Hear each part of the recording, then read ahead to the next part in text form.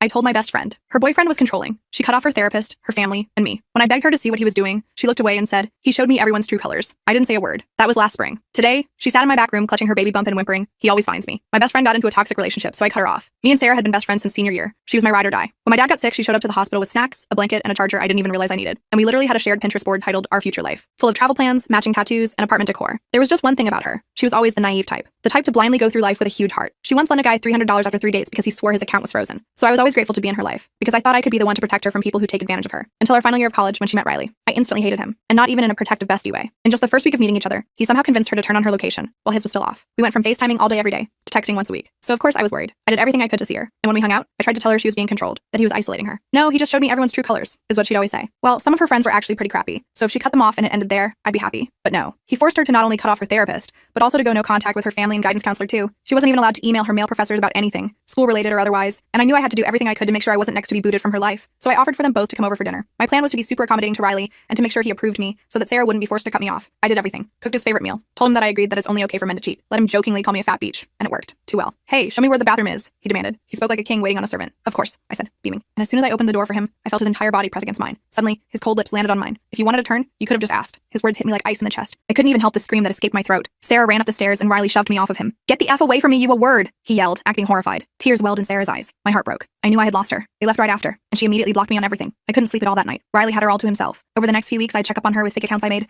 I noticed she stopped posting any photos of herself and unfollowed every single male on Instagram, including her godfather. But life goes on, I guess. And I ended up getting my dream job as a fashion designer in a shop nearby. I still thought about Sarah almost every day, though. And whenever I was sad, I'd scroll through our saved media and our chat together. It always made me laugh. I never saw her again. Until a year later, that is. She came into my store, and the first thing I noticed was her baby bump. My eyes widened, because she was very pregnant. The second our eyes met, I could feel how tired hers were. "Hey, Sarah!" My voice couldn't hide my joy. She didn't say anything, just put a white dress down on the table in front of me. A crease formed between my eyes as I inspected the dress, and that's when I saw it. Blood marks. I figured it was just period blood and had no idea why she'd come to me. But then I looked up at her again. Tears rolled down her chin, one after the other. I looked at her a little closer, and noticed a bruise that looked like it had been covered up with concealer on her shoulder. "I embarrassed him," she said, voice shaking. I just stayed silent, giving her room to continue. Turns out they had gone to one of his company events together. She wore the white maternity dress, and all his coworkers and their wives were calling her disgusting for flaunting her pregnancy in front of everyone. So he hit her, over and over. My stomach caved in. I rushed her into the staff room and grabbed her phone. Her password was still the same, so I turned off her location. I told her to wait until my shift was over, and I'd drive her to mine, for as long as she needed. She didn't respond, just gave a silent nod. But there was something she didn't know. In the year that we didn't talk, I had built up a lot of hate towards Riley. I had probably imagined 100 different ways of ruining his life, and now it was finally time to execute. I couldn't focus on anything for the rest of my shift. I kept checking on Sarah in the staff room every 15 minutes. My manager Jamie kept giving me weird looks, but I just told her I wasn't feeling well. When Sarah fell asleep on the small couch, I finally breathed a little. She looked so exhausted, one hand resting protectively over her baby bump, her dark hair falling across her face. The fluorescent lights made the bruise on her cheekbone look even worse than it had when she first stumbled into the boutique 2 hours ago. My shift ended at 6, and I gently woke Sarah up. She startled awake, eyes wide with panic before recognizing me. That reaction alone told me everything I needed to know about what her life had been like. Her fingers trembled as she pushed her hair back,